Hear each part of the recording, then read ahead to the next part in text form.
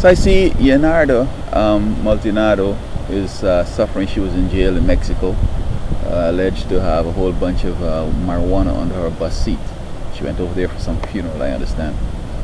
And and CNN and everybody's excited about it, get her and so on. How there's a big shakedown in Mexico, and I'm saying like, oh, okay.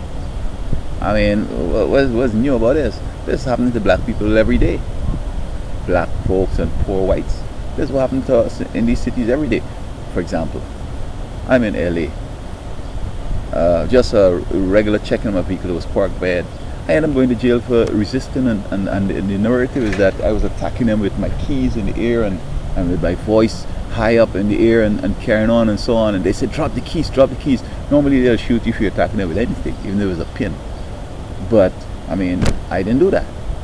But you see, when they run my number, driver's license or social security number, the FBI puts a number on this. When they call me, they call his personal phone, they call it.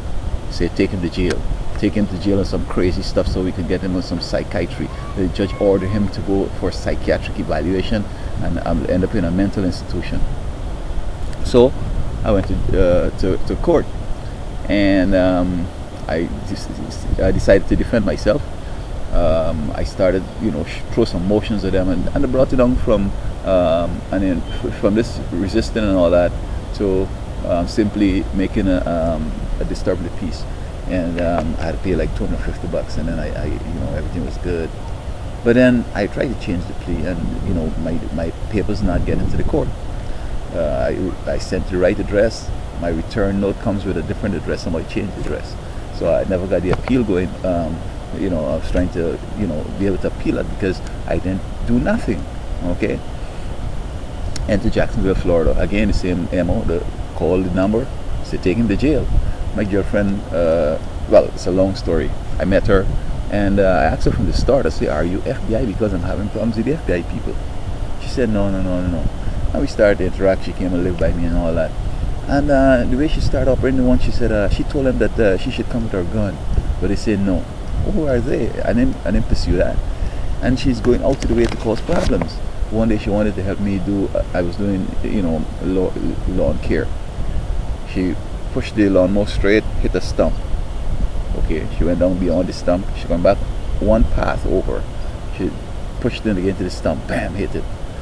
She went down to the end. She come in on the third row again. She come in to push the cross. I say, hey, stop. Put on the lawnmower. Just stop. Don't worry about it. She started crying. I want to help you. But eventually, she come with some crazy stuff. And,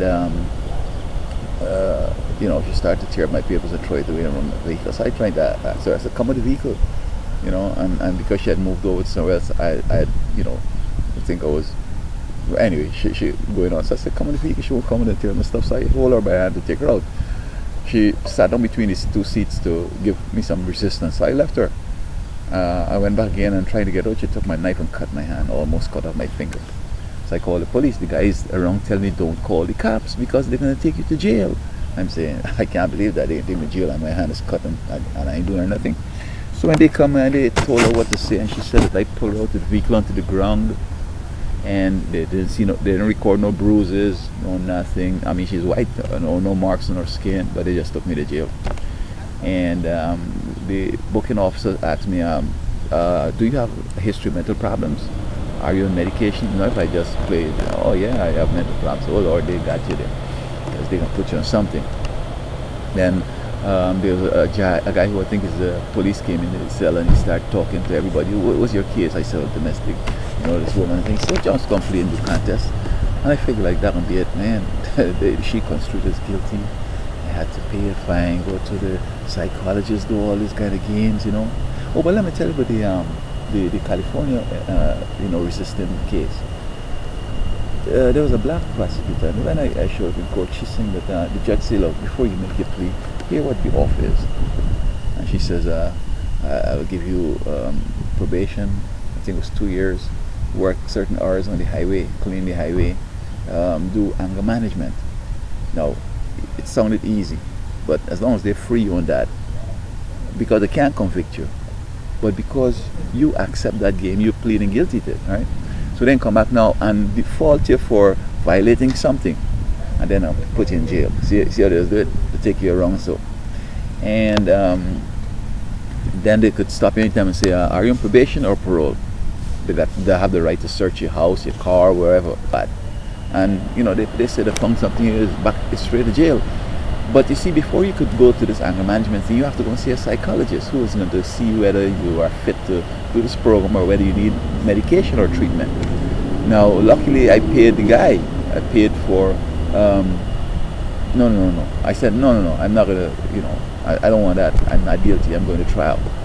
And I did my pitches motion and mortgage. That is, I want to find out how the police department do the racial profile. I want to find out these cops, what kind of people they are, whether they have problems with the same case, similar MO and so on.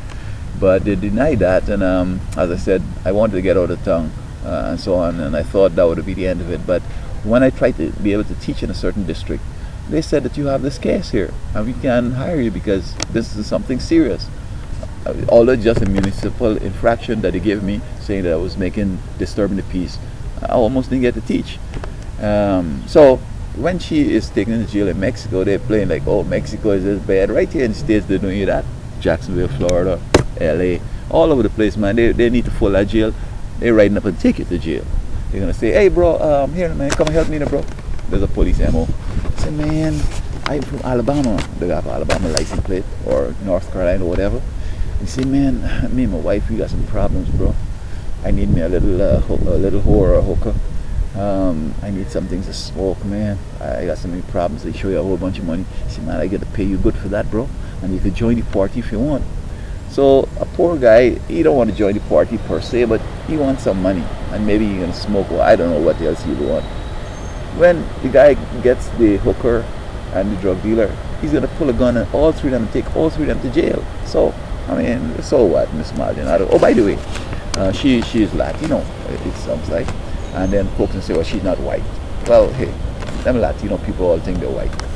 Mexican government had asked the United States to recognize them as whites. You see, Latinos are mixed with black, Native Indians, and whites. And they ignore the blacks. They just say they're Native Indian and white. And you black living amongst them, the one that beat you down. You're their dog. Although we're related because a part of the genetics has blacks in it, but they don't like that. So she could pass as white, so it's the same deal. When white folks get black medicine, it's bitter. Another thing here, you find that now whites are realizing that it's not blacks can't manage the money, make the losing the house and the cars, and they can't get loans and all that. They're having it because of the recession, but we're having it because they have historically been discriminating against us. So I basically it's like I just have to try to avoid going to jail every day I go there. Police come around, just be quiet, just don't talk about your rights and all this stuff, just answer this question. Don't feel that you're smart or you got an education, because they're going to beat you up and take you to jail.